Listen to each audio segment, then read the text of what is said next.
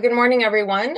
Before we begin, I want to acknowledge that we are gathered in Toronto on the traditional territory of many nations, including the Mississaugas of the Credit, the Anishinaabe, the Chippewa, the Haudenosaunee, and the Wendat peoples.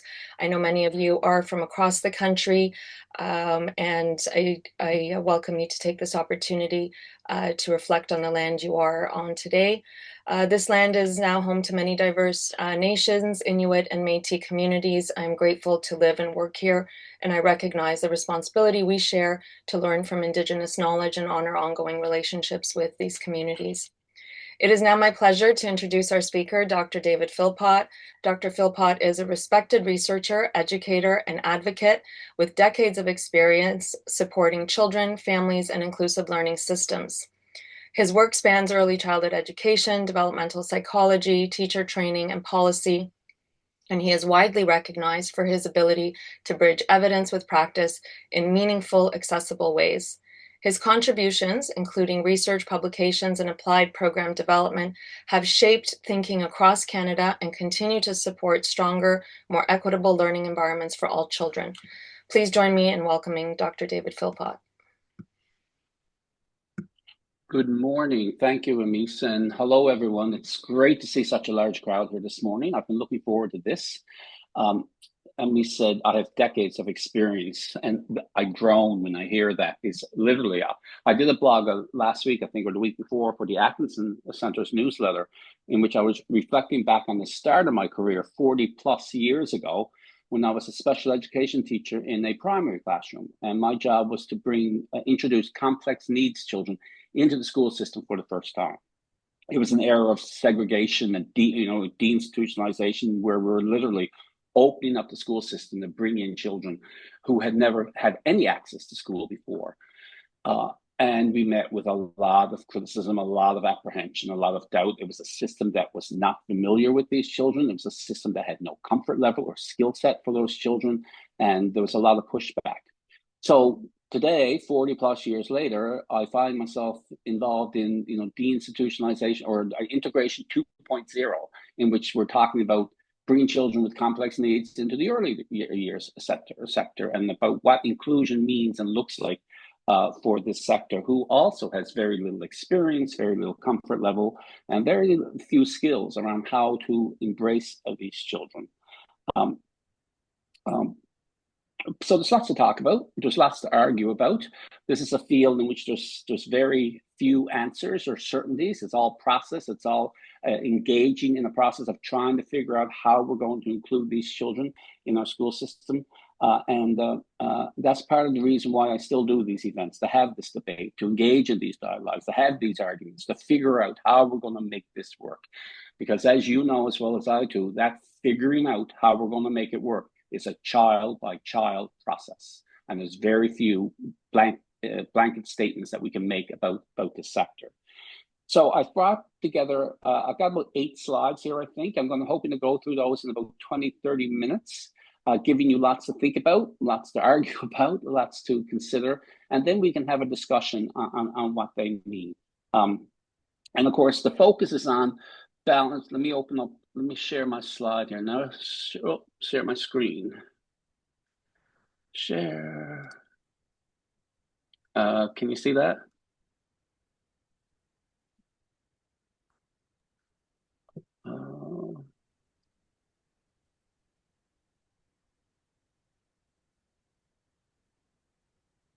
Okay, are we good? Yes. Okay, great. So the conversation here is about finding a balance between research, or what we know, what the policy says, or what aspirations, what goals do we set for ourselves, and what actually happens, what the practice looks like in the field. And we do, those of us who study policy and the implementation of policy, know that there's really 3 types of policy: what's written, what's said, and what's actually done. And the only thing that really counts is what's actually done, on a child-by-child basis. So first of all, who are we talking about? When we talk about inclusion in 2025, I mean, my first conversation with a principal 41 years ago was, I asked for the file on my students, and she said, oh, those poor little handicapped children. 41 years ago, that was the discourse. So in the years since then, inclusion has become much broader, much more diverse, and in many ways, much more challenging. But we are talking about basically all children, with a particular focus on subgroups of children who we know aren't included. And we know we have the biggest challenges in trying to bring them into the school. Racialized children, immigrant children, new Canadian children who are recently here and who have faced many challenges, all neurodiverse children. And that includes the ones with the most challenging needs, the most disruptive behaviors, the ones who require the most attention. But in a system that's based on human rights, they all have a place, including all children with complex needs, children with toileting issues, feeding issues, health issues, seizure issues, medications, adaptive equipment, communication systems. All of these children belong in a quality early learning place. And of course, economically marginalized children, children who live in childcare deserts, who live in rural areas where there's very few services for those kids, and not enough children to make any model of early learning viable. So we have to figure ways to include all of those as well. And in 2025, in a pluralistic society such as Canada, we're talking about all families and all staff. We cannot talk inclusion for the children without talking about inclusion for the staff. And it's a wonderful thing that the sector is increasingly racialized, that children can see themselves in the faces of their educators. But there's challenges when we're talking about that. And if you read the Know Your Numbers report that came out of the Atkinson Center a couple of years ago, discrimination is alive and well in this sector. So what are we going to put into this to make it work? What do we need to come to the table, bring to the table, so that we can start this conversation? And from my experience and from my years of being involved in this, what we need most is an attitude that we're going to make it work. I look back 40 years ago in that kindergarten class. We had very little training. There was very little knowledge around this. There was a lot of obstacles to this. We had very few resources, no budgets. But we had an attitude that we're going to make this work, and we did. So that confidence, that determination to include all of these children is an absolute prerequisite to inclusion. And it is perhaps the biggest message that needs to be pushed out there, a collective ownership and a commitment to each and every child. I should say as well that in these slides, I've purposely selected slides with lots of fingers because these children leave a unique mark on the world. They all have, their individual fingerprints, and those fingerprints are left on our school, they're left on our other children, they're left on us as practitioners, and that unique contribution and the unique imprint is why we do this work. It's why we chose this discipline, that each and every child touches us in one way or another. So as we go through this, just notice the fingerprints and think about the individuality of each of these children. We have an absence of confidence in this sector. It's a sector that has not been highly inclusive, and therefore people don't have a comfort level. We need to acknowledge that and deal with it up front. We need to see struggles and failures as learnings. We learn this is a sector in which, or a process in which we learn what doesn't work before we learn what does work. So those learnings and those failures are absolutely essential parts of our skill acquisition, of our comfort and confidence level. We have to view the parent and the child's team as the strategists. Like each of these children with complex needs, they have a whole support team. They have, healthcare providers who are, supporting the children. And that's where we get most of our tier 3 supports, from that interdisciplinary team that's working with the child in the home.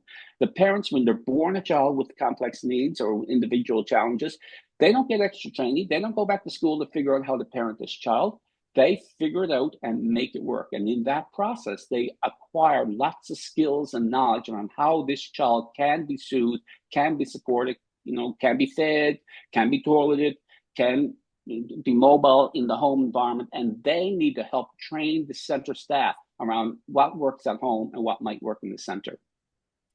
Zero rejection attitudes demand a policy. We cannot be, rejecting children. We cannot be sending children home.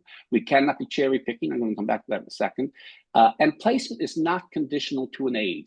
Sometimes an aid will be required, but placement is guaranteed, and it's not, we don't, we'll take the child only if we get an inclusion worker.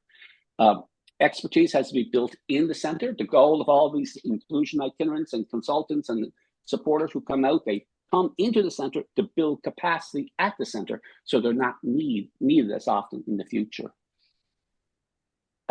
Our sector needs to embrace all cultures, traditions, and spirituality, not added on as, oh, yeah, well, we have some Indigenous students here, so we need to do something Indigenous. And these cultures, the diversity of these families and these children and the cultural practices, that adds to the curriculum, that adds to the richness of the experience. And we have to deal with commercial care. We know that commercial care is not inclusive care. We know that it doesn't go in areas where there's no profits to be made. It doesn't, commercial care is not viable in many small areas. It's not profitable. It doesn't exist. We know that if a profit has to come out of this sector, it comes out at the expense of quality programs, quality educators, and we need stronger inclusion policies in there. And if you read the article that Kerry McCraig wrote yesterday in Conversation Canada, that speaks to this, that speaks to what's happening in the commercial care now sectors across the country. In the push to increase capacity, we know that a lot of children are being squeezed out of the sector, and equity is coming at the expansion is coming at the price of equity. And I encourage you to read that article. Actually, it's very well done. So what do we know? What have we learned from years of research and years of practice, right? Well, we know first and foremost that inclusion has to be completely independent of a diagnosis. In fact, the diagnosis should have very little impact on what's happening in that center. For many reasons. One, the age of the child. Many times, healthcare professionals are in the process of trying to figure out what the needs of this child are. Access to clinicians, wait lists for clinicians. By the time a child gets in, and gets through the system and gets a solid diagnosis, years have passed. So we cannot wait for a diagnosis. If there is one and it helps inform, great, but we respond to displayed need and not a prescribed label. Because even the label, I mean, if a child has ADHD, well, what does that actually mean? If a child has visual impairment, well, what does that actually mean? We need to know exactly what the needs are on a day-by-day, activity-by-activity basis, and we program for that. We know that there's a plethora of knowledge on inclusion, especially in the K-12 system. There's reams of research, there's reams of strategies, there's reams of resources that we can access in the K-12 system. The K-12 system is not perfect in inclusion by any means. They have their struggles, but they have their expertise. They have their speech language pathologists. They have their occupational therapists. They have their educational psychologists. They have special education teachers and resource teachers and autism specialists and on and on and on. With integrated governance, we should be able to access that knowledge base. And we need to be tapping into that.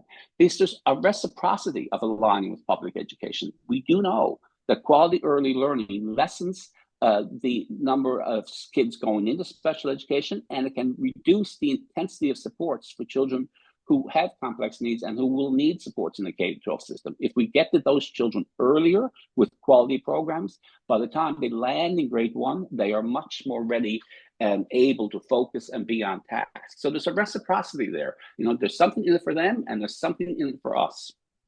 I did a presentation with the British Columbia Primary Teachers Association right in the middle of COVID, in which I talked about I did a big study on reducing special education, the quality early learning, reducing special education. So I did this online webinar, much like this one, with BC teachers. And I asked them, as we went through this, their primary teachers, as we went through the slides, I want them to make notes of how their instructional year would be different if every child coming into their class had at least 2 years in a high quality early learning program. And we shared it afterwards.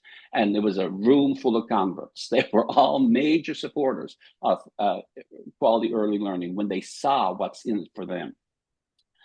We do know that interdisciplinary case planning is the way to go with these children. We need to bring as many disciplines into the center as possible to work on supporting each and every child. For example, if a child has an occupational therapist working with them, well, then I encourage that the occupation, instead of the child going to the hospital to see the occupational therapist, bring the OT into the center so that the early child educators can see how the child is being supported, can pick up skills and tips and approaches to dealing with these children so that they can use them on other children. Opening up the centers and encouraging those practitioners to come in and help us figure out what we need to do is very important.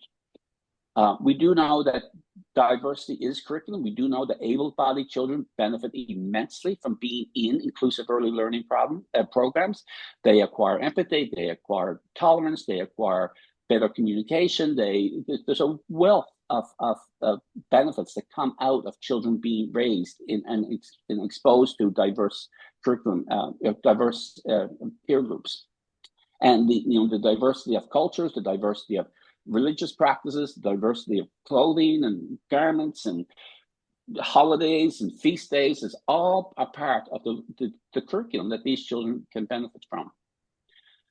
We do know that it's not just getting the children into the centers, it's not just opening up the center so that kids have access, but it's meaningful participation, that these children are engaged in the learning and real play with their peers, with their educators, with their in the community of the school that they have access to, but that they are fully engaged in and participating in all of the activities.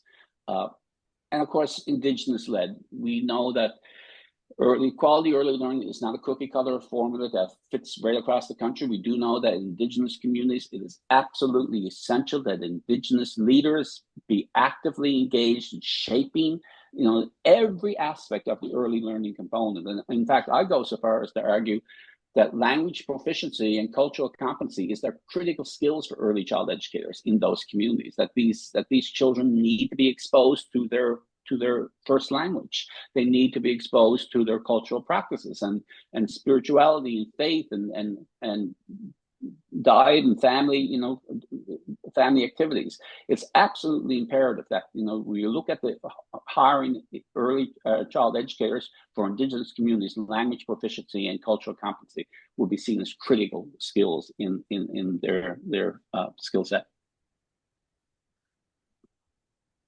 Oh. So what should policy look like? If we're talking about developing policy, first and foremost, policy has to be anchored in a human right to be included. This is not optional. This is not charity work. This is not something that we're doing because we're nice people. This is a basic human right to be included, which means zero rejection, no cherry picking or sending children home. A colleague of mine here, Lisa Pinhorn, talks about challenging the normalization of part-time placement.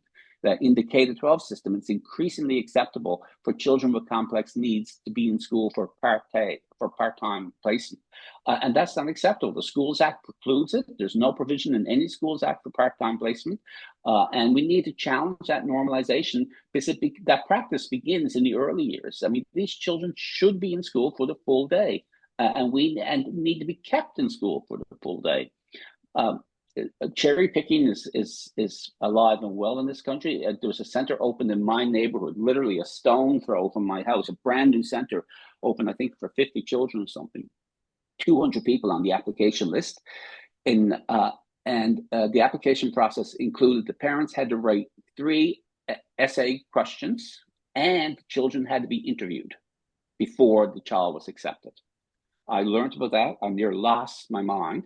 I brought it to the attention of government, and it was dealt with. But that's an extreme example of how much cherry picking goes on in this country, and it's tolerated in this country. So we need to challenge that because of basic human rights. Rely on and align with public education.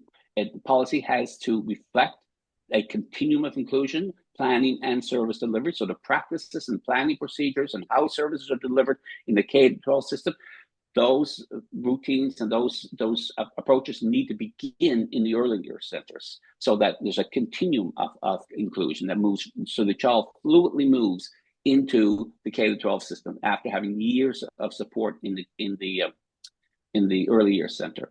And we have to get educators speaking to educators. We have to get early childhood educators speaking with primary teachers, sharing resources, sharing ideas, sharing stories, sharing approaches, sharing information and knowledge of these children. Sharing the planning process so that there's a continuum of care for these systems. Data collection and evaluation needs to align with the K-12 system. This is a sector that has a dearth of data. Historically has had a dearth of data. Hopefully CWEL will improve some of that data collection requirements and whatnot, but we need to align our data collection with the K-12 system. K-12 systems usually operate on a system called PowerSchool.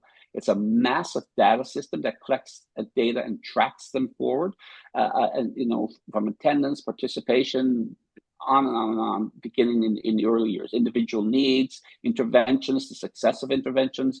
We can literally track when children have outbursts and what the pattern of those outbursts are, or when a child becomes dysregulated, what triggered the dysregulation. There's ways to collect data that really informs programs and tracks the success of interventions. And K-12 system is using it, and this is a sector that has not tapped into that.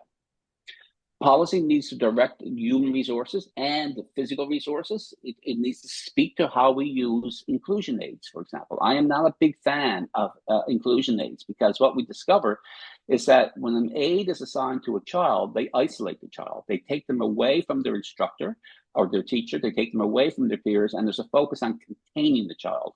And inclusion aids have the least training, and they're assigned to the child with the most need. So when we use an inclusion aid, I think the focus has to be about allowing the ratio to pivot and to flex, so that the educator can spend more time trying to figure out how do we include this child in our regular activities and stuff. Balancing post and pre-service professional learning. There's a big debate over where's the best place to put this training on inclusion. I support pre-service training, obviously. I'm a retired professor.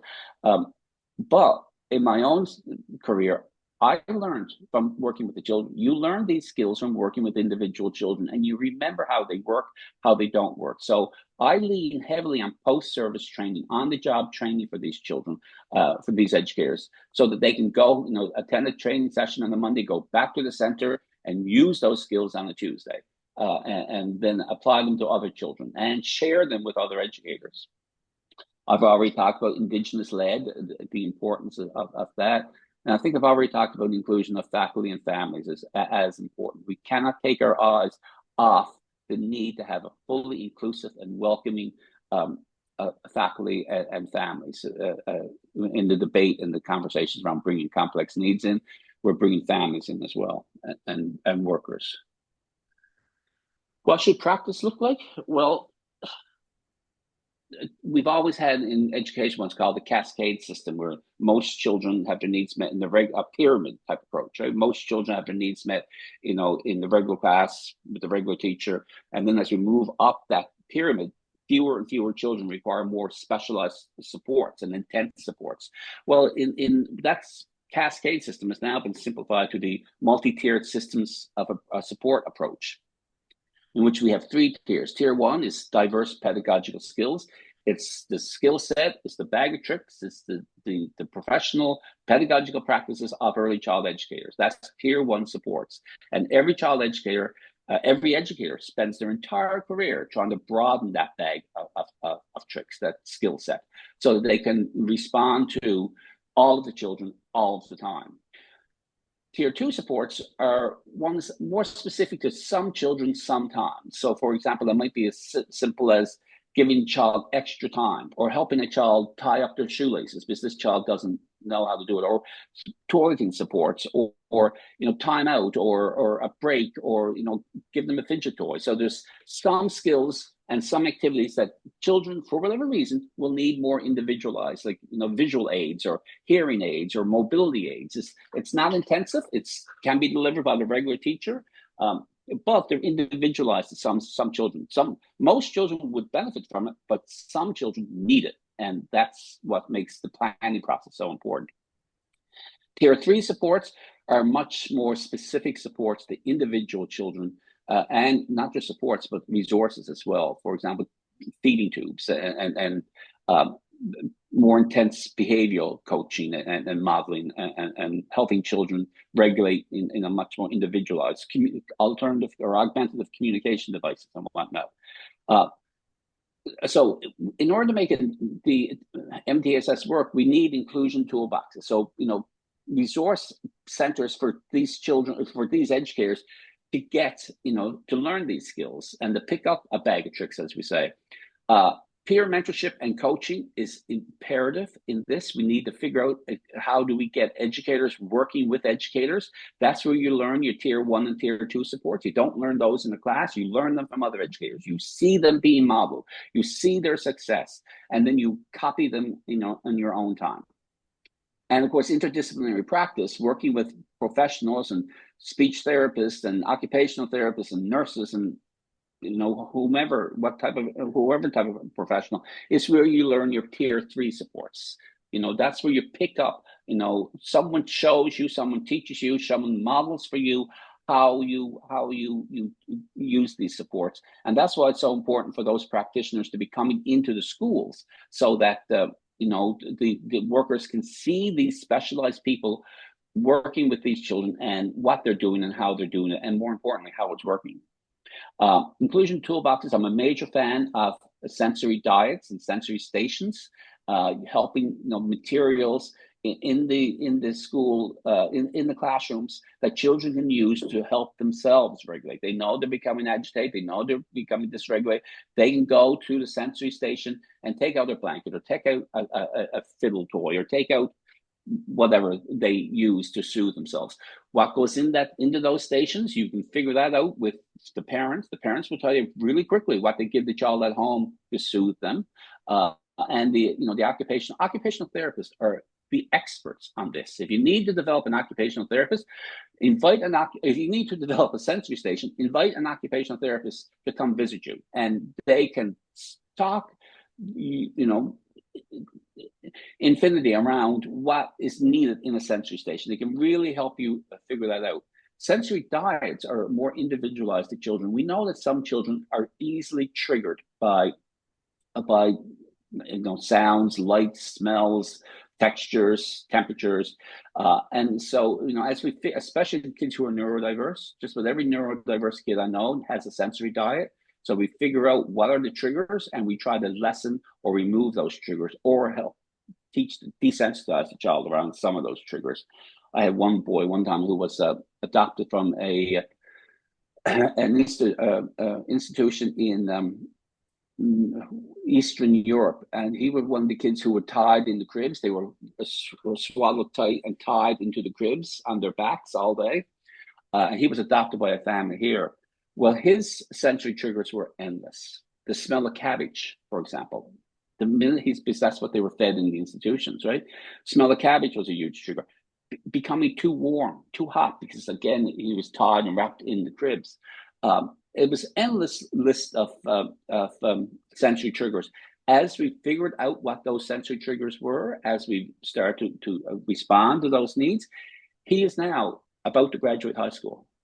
He's graduating this year, actually, from high school, and he was probably one of the most intense children I've ever worked with, because of sensory issues, because of his early traumatic experiences.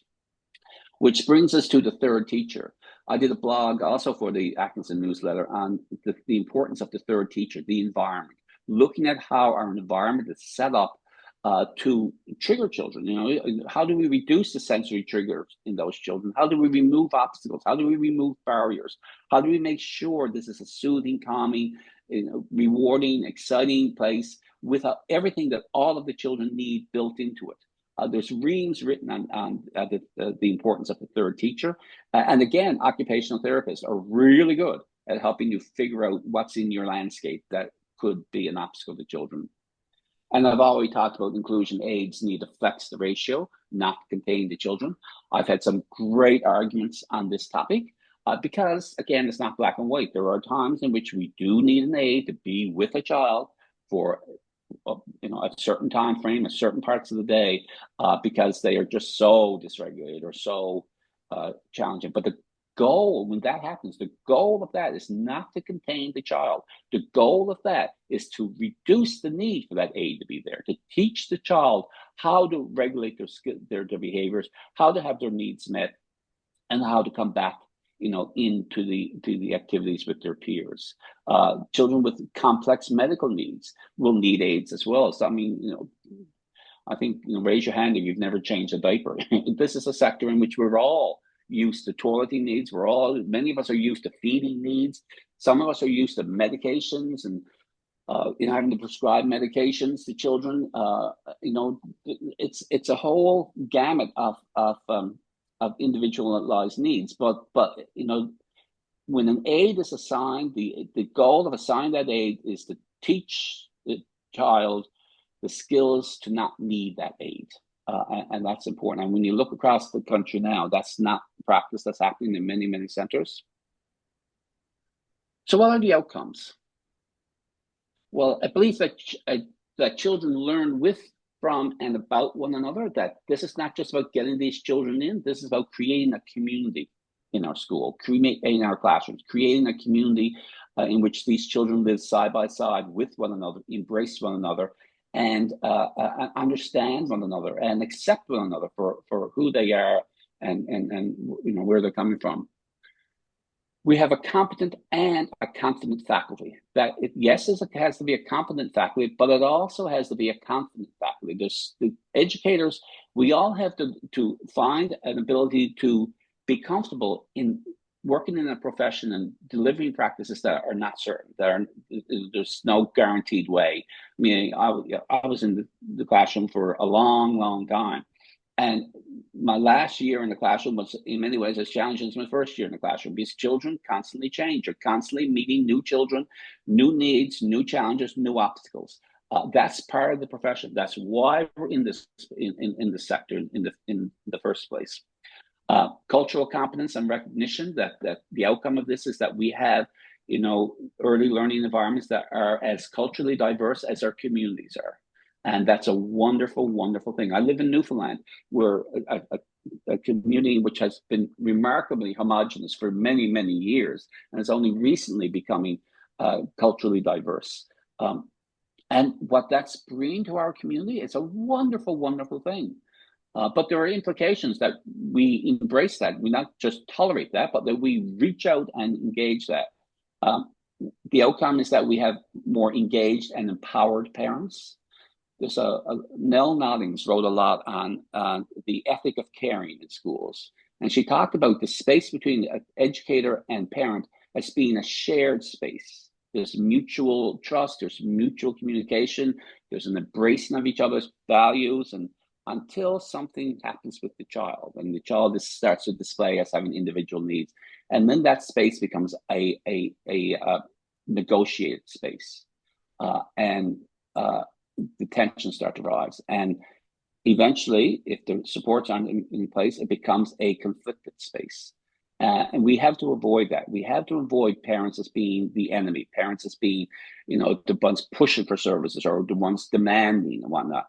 We have to be on the same page with these children and supporting the parents as much as we're supporting the children.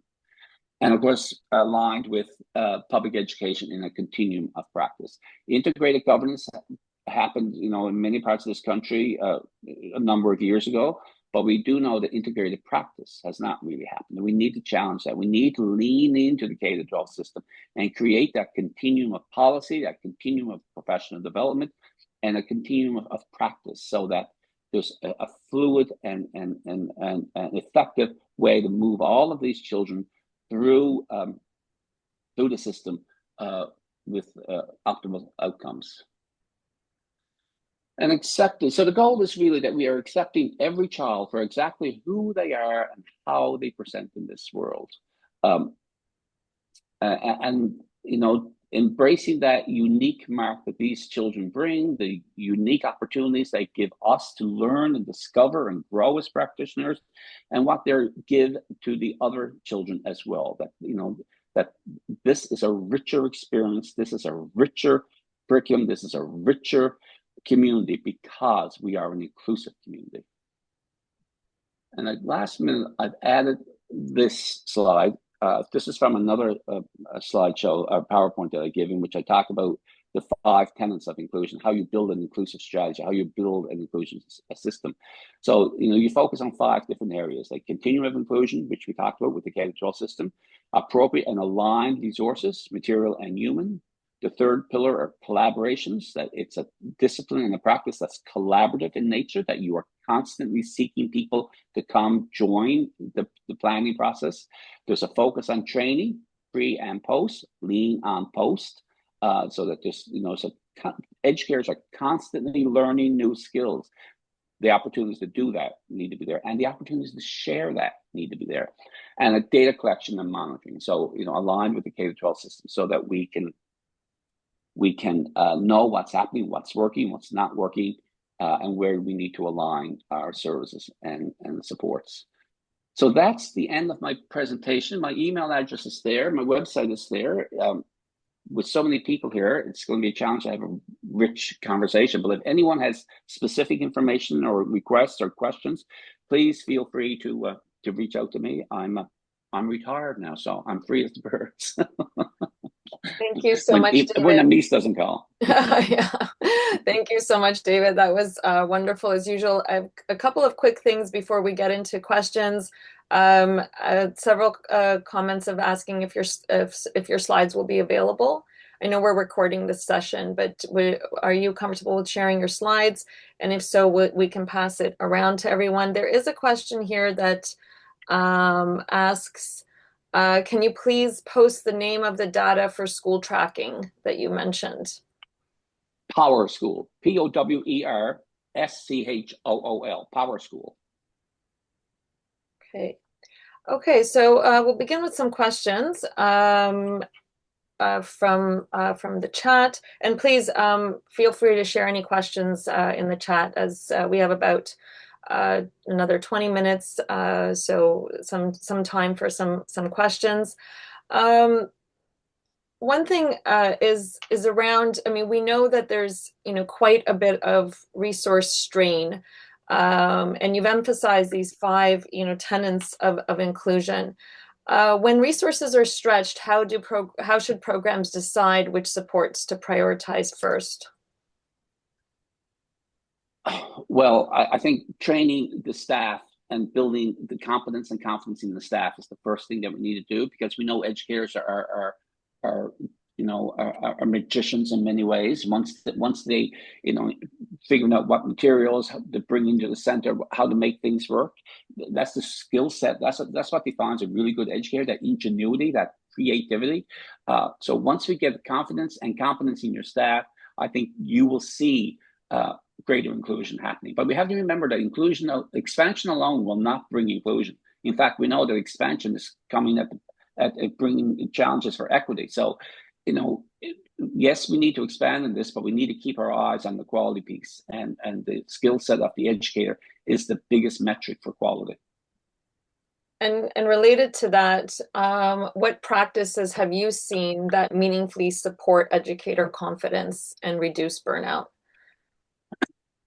What I've seen, I did a study at a forest school here in Newfoundland a couple of years ago, and outdoor, all weather, all season outdoor play.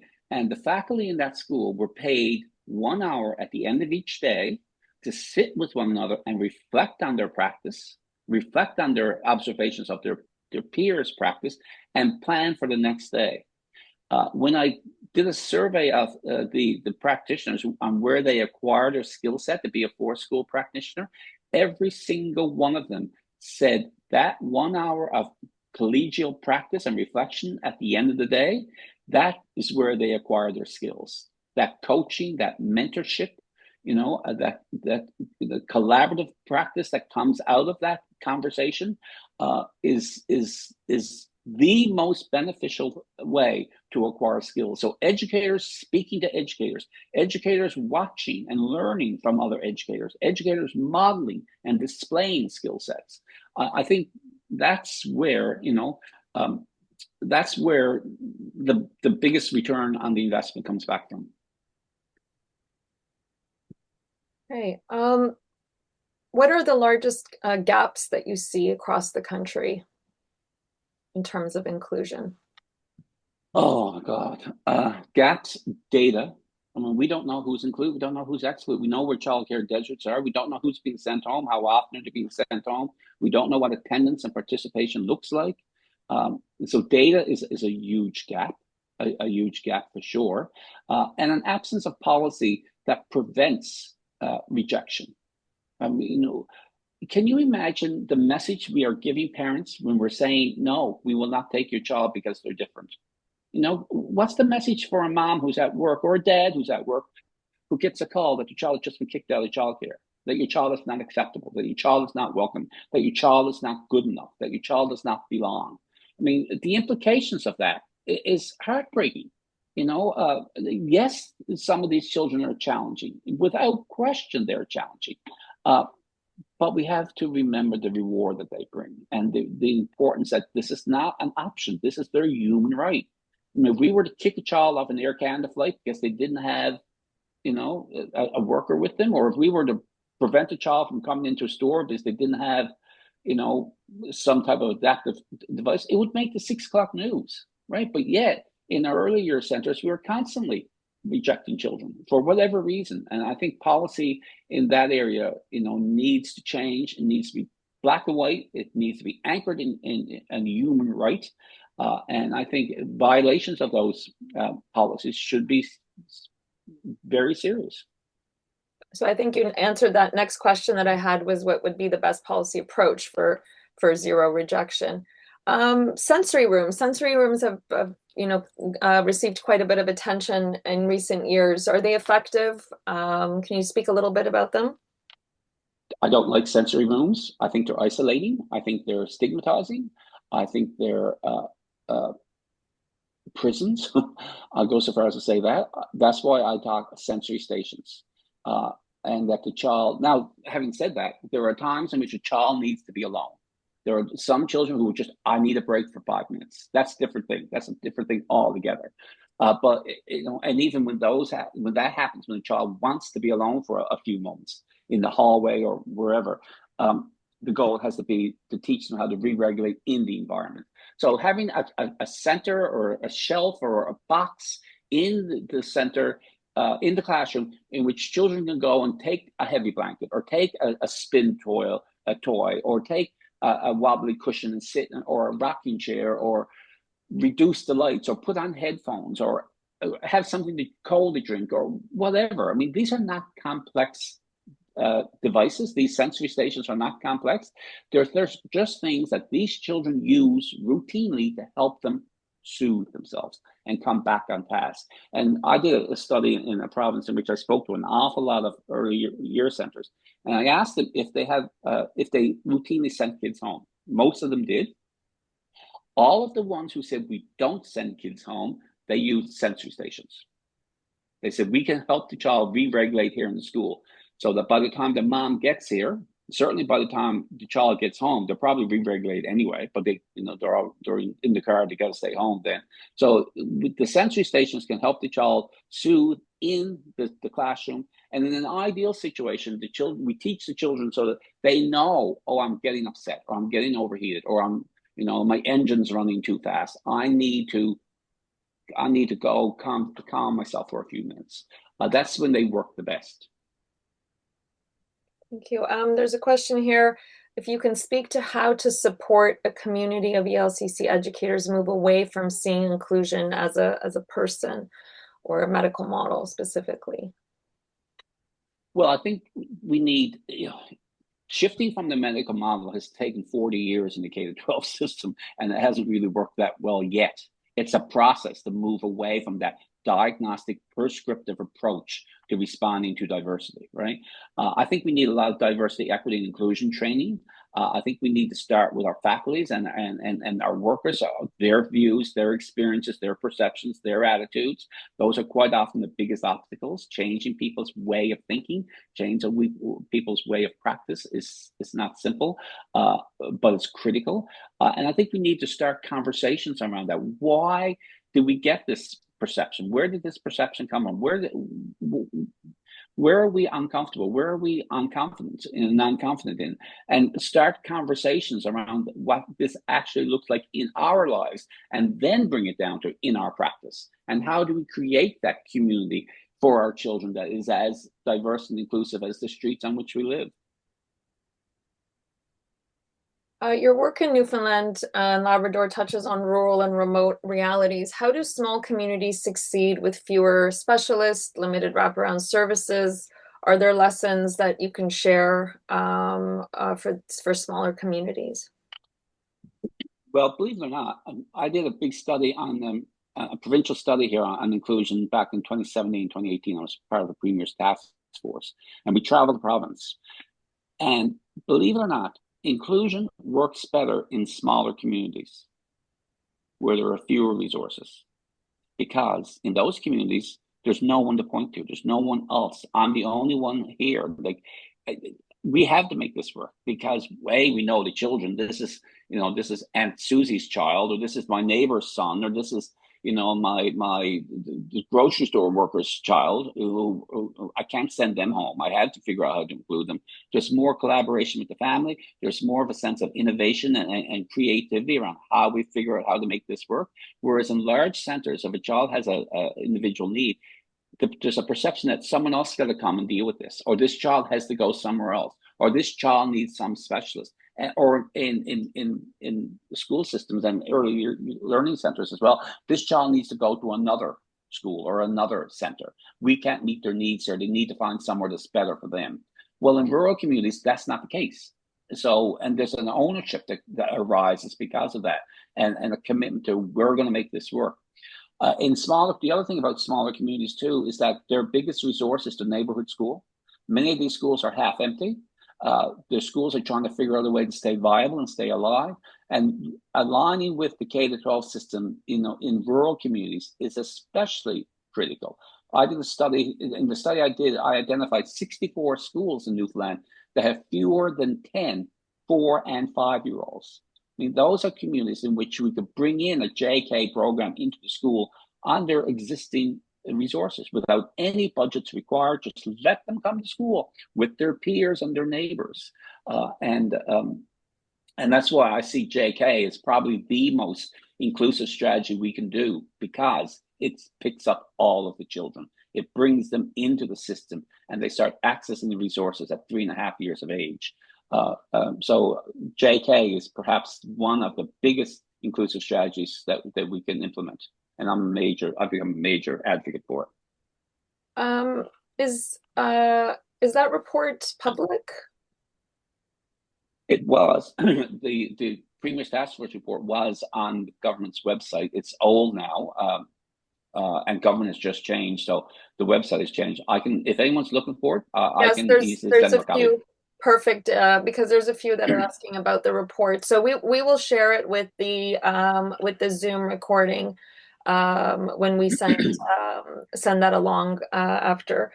I should say that was a massive report. There was one chapter on the early years, and there's a chapter on inclusion and a chapter on student mental health. I wrote those 3 chapters, but there's other chapters on math and reading and unimportant stuff.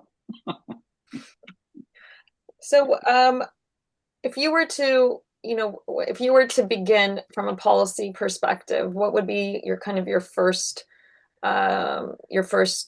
step?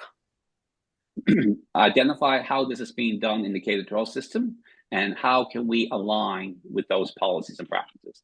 So, for example, in the K-12 system, they have every province has some version of an individualized education plan in which the parents, the educators, and whoever service providers come together and they develop a plan that identifies what this child's needs are, what strategies and accommodations are required to support that child, and then what are the outcomes? How is it working? And constant, reviewing that. So that individualized education plan is only one of the ways the K-12 policies can be stretched down into the school system, into the early years sector. So that the child has an individualized plan at 2 or 3 or 1 year of age, and that plan follows them into the school system. Wonderful. And the second thing I do is I make sure that the policies were anchored in human rights. And at 6 years of age, every child has to come to school regardless of need. If a child is so sick that they need hospitalization, hospitals have classrooms. If a teenager becomes incarcerated, youth detention centers have classrooms. If a child is too sick to come to school, the Schools Act have provisions for tutors to go into their home to teach the children. Right? It's mandatory at age 6. At age 6 under Provincial Schools Act. Some at age 5, actually, but most at age 6, because kindergarten is often seen as being optional for families, and rightly so. But that practice of mandatory education and access needs to stretch down to the early years as well. Absolutely. You talked about sensory stations versus sensory rooms. Can you suggest some more adaptations to daily routines that programs can do to accommodate diverse learners? Outdoor play. We know that outdoor play is inclusive. Is very inclusive. We know that neurodiverse children do better in the outdoors. We know that ADHD and impulsive kids and behavior problem kids do better in the outdoors. And so the more outside play, free, open air and free exposure, and being out of the sterile, confined in classrooms is very good for those children. We need to get these children out in all weather, all season. I'm from Newfoundland. I'm saying all weather, all season. It's important, and that is very inclusive in its practice. I think looking at the transition points for young children, how they're getting into school in the morning, how disruptive is that?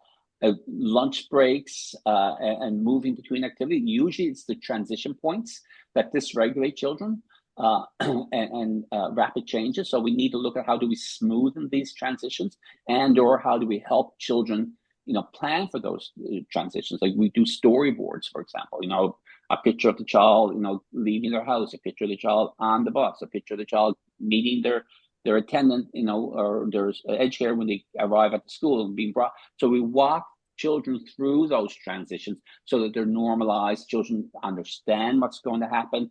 They're predictable. They're routine. They're planned. So things like that are, really, really helpful.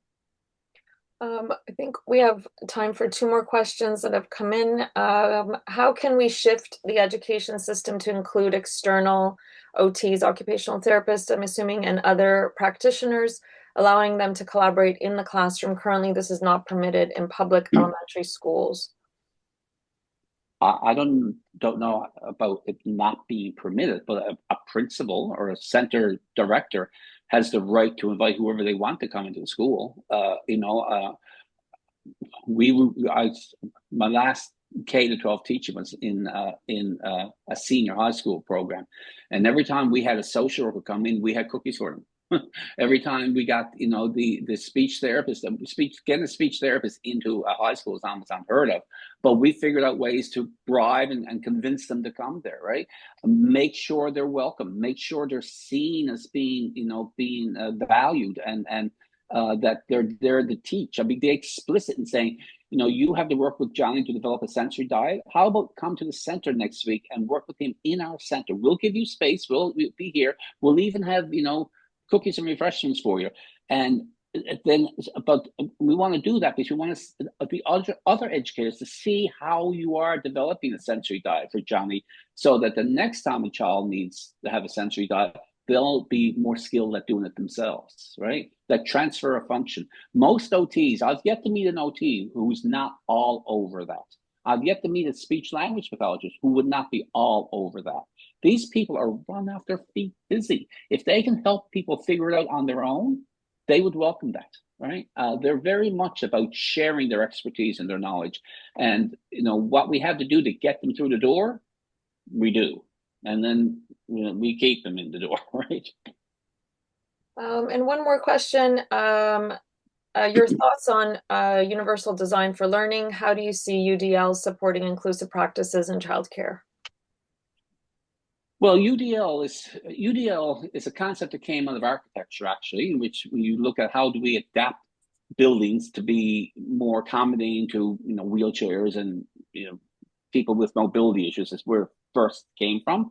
And the concept, the realization that, well, instead of adapting building. Let's start to design the buildings right from the start so that they are more inclusive spaces, that we have ramps instead of stairs, that we have, washrooms that are wide with no doors, and they can, all the vanities are low enough, and so that the building is designed from the beginning.